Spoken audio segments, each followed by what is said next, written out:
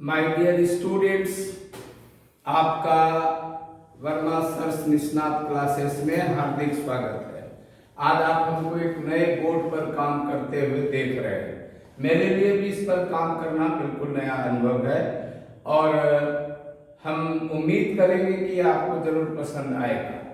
आपको मालूम है कि हम लोग ऑप्टिक्स का पूरा फिजिकल ऑप्टिक्स और ray optics, physical optics I mean to say wave optics और रे ऑप्टिक्स दोनों हम लोग पूरा कर चुके हैं। हम लोग ने रे ऑप्टिक्स के कुछ प्रश्नों को दोहरा भी दिया है। आइए, वर्मा सर्स निष्णात क्लासेस में ऑप्टिक्स का रिवीजन क्लास चालू है। कोरोना संकट चल रहा है। धीरे धीरे हम कोशिश करेंगे कि एक निश्चित समय पर हम ऑनलाइन क्लास में आए ताकि आप लोगों को हमें रोज रोज सुनने और देखने का अवसर प्राप्त हो। हमारे इस चैनल को आप सब्सक्राइब करें, लाइक करें और शेयर करें। आइए हम लोग देखते हैं ऑप्टिक्स का रिवीजन क्लास।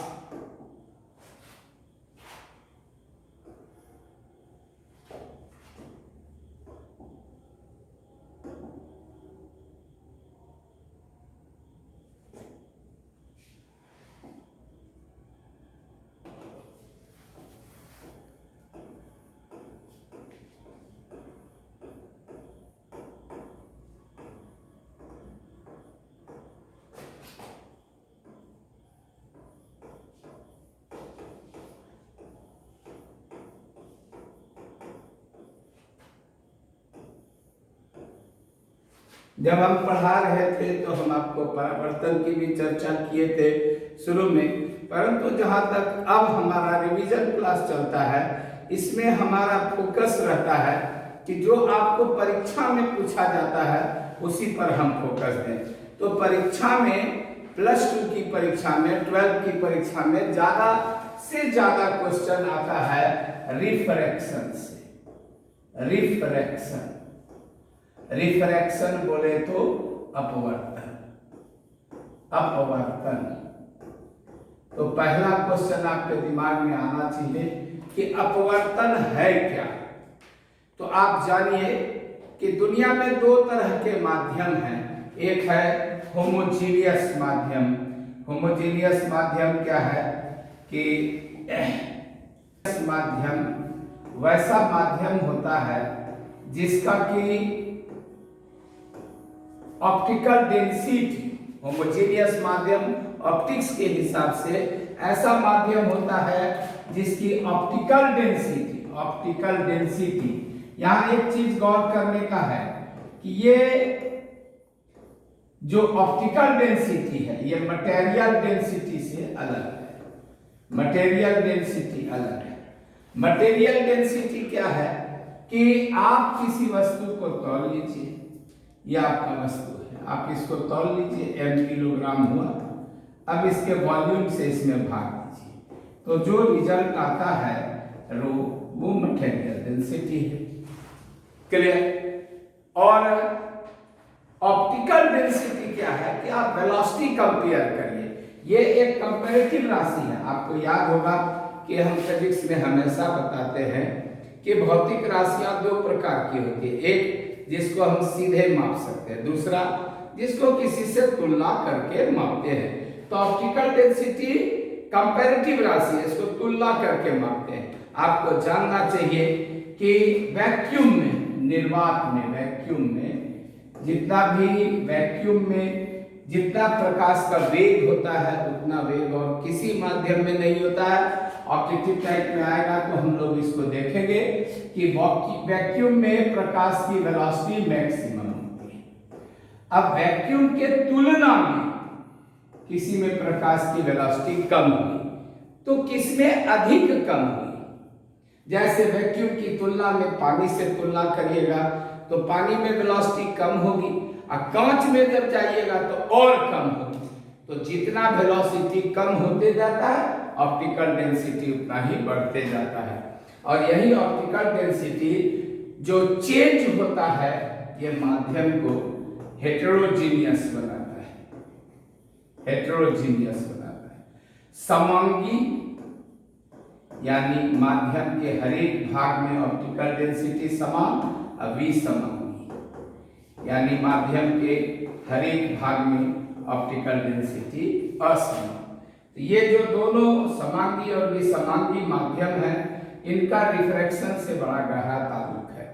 अगर माध्यम समांगी है तो रिफ्रैक्शन होगा ही नहीं, और अगर माध्यम विसमांगी है रिफ्रैक्शन होगा। और होगा तो क्या होगा? तो होगा तो यह होगा कि आप जब अधिक ऑप्टिकल डेंसिटी वाले माध्यम में जाइएगा कम से, तो आपकी वेलोसिटी घटेगी, वेलोसिटी आपकी घटेगी। वेलोसिटी वेक्टर है, तो वेलोसिटी अगर चेंज कर रही है तो डायरेक्शन चेंज होगा। तो ऑब्जर्वेशन से, प्रयोग से देखा गया कि जब कोई प्रकाश किसी विरल माध्यम से जैसे हवा में चल रही है प्रकाश, तो ये आपतन कोण हुआ I1, ये प्रकाश इधर जा रही थी। अब ये मुड़ी सघन माध्यम में, ये मुड़ी, तो ये जो सघन माध्यम है इसकी ऑप्टिकल डेंसिटी ज्यादा है। जैसे ये कांच है, तो यही ये जो मुड़ना है और ये जो अपवर्तन कोण है, यही आपतन कोण है, अपवर्तन कोण है। चूंकि रिवीजन क्लास चल रहा है, आपको सब चीज बताया जा चुका है। अब यहां पर फिर निकलने के समय अपवर्तन होगा, और इसी का नाम पार्श्विक विस्थापन होता है, लेटरल डिस्प्लेसमेंट।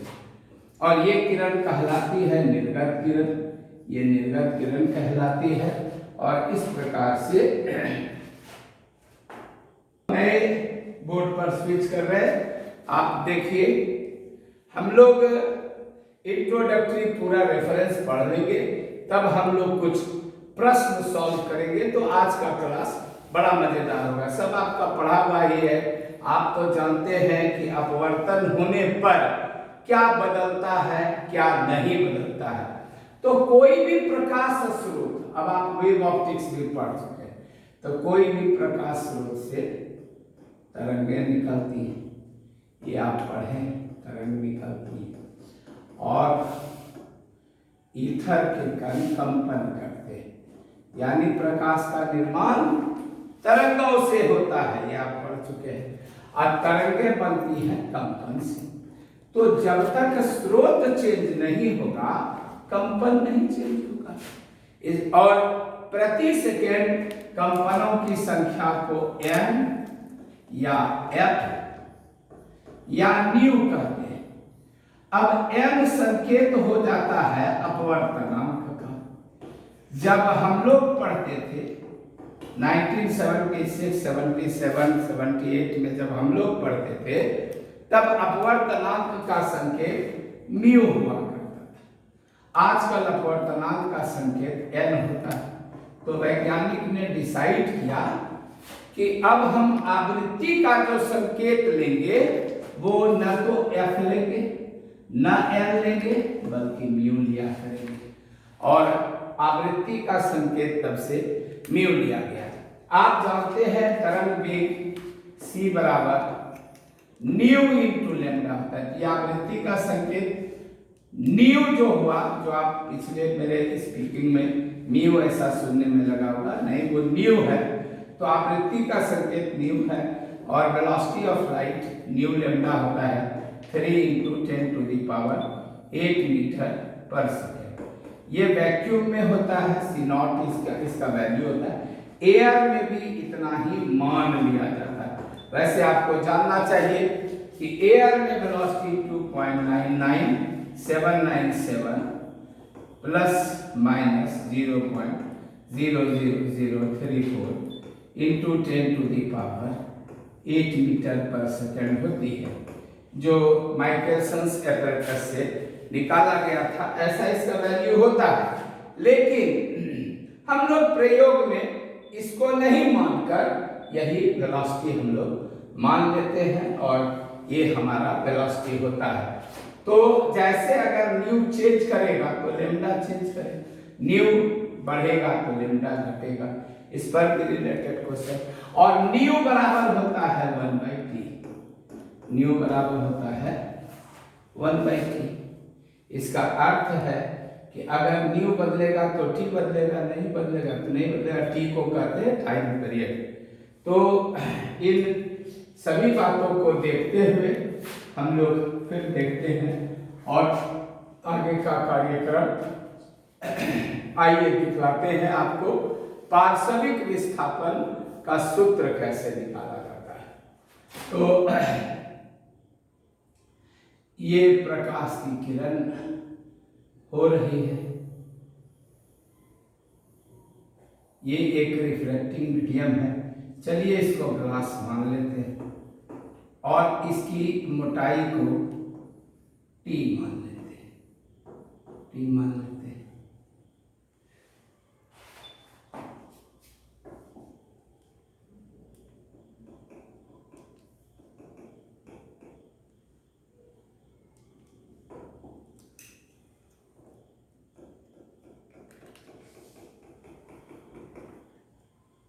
ये आपकी आपतित किरण हो गई, ये I1 हो गया।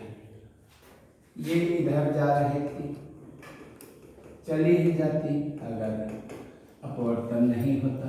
ये मुड़ी, ये आपका R1 हो गया। ये अब सेकेंड सतह पर आई और ये यहाँ से निकल के, ये जो यहाँ से यहाँ तक डिस्टेंस होता है इसी को पार्श्विक विस्थापन कहते हैं। क्लियर? इसको अगर आप यहाँ पर सटा दीजिए, ये चीज आपका t है, इसको अगर आप x मान लीजिए तो क्लियर है। और इसको अगर आप y मान लीजिए तो cos R1 equal to t/y होगा। cos R1 चूंकि ये 90 डिग्री है तो ये बेस हो गया, ये है बेस हो गया, तो cos R1 हो गया t/y। और इसको अगर आप 90 डिग्री समझते हैं, ये एंगल डेल्टा है, डेल्टा है। और ये एंगल अगर डेल्टा है तो अगर आप साइन डेल्टा लेते हैं, साइन डेल्टा, ये हो जाएगा t perpendicular by base y, और इससे y बराबर t/cos R1 हो जाएगा। y यहाँ चला आया और cos R1 यहाँ चला आया। ये y का मान यहाँ रखिएगा तो साइन डेल्टा बराबर क्या हो जाएगा, d/t/cos R1 है ना। इसको क्रॉस मल्टीप्लिकेशन कर दीजिएगा तो d बराबर क्या हो जाएगा, t into sine delta by cos R1। ये फार्मूला हो गया किसका, लेटरल डिस्प्लेसमेंट का। ये फार्मूला हुआ लेटरल डिस्प्लेसमेंट का। क्लियर? अब आप ये साफ साफ देख रहे हैं कि सम्मुख कोण होने से अगर यह कोण I1 है तो यह कोण भी I1 होगा, और I1 में R1 घटाएंगे तो ये जो बचेगा डेल्टा, ये I1 माइनस R1 होगा। अतः सूत्र को ऐसा भी लिखा जाता है, sign I1 minus R1 by cos R1।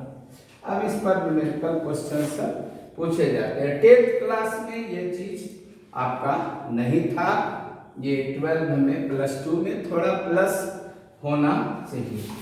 तो आइए हम लोग देखते हैं कि नेक्स्ट एपिसोड में कि हम लोग जो ऑब्जेक्टिव टाइप का एक हम आपको कलेक्शन लेके आते हैं, फिर आपको थोड़ा मजा आएगा।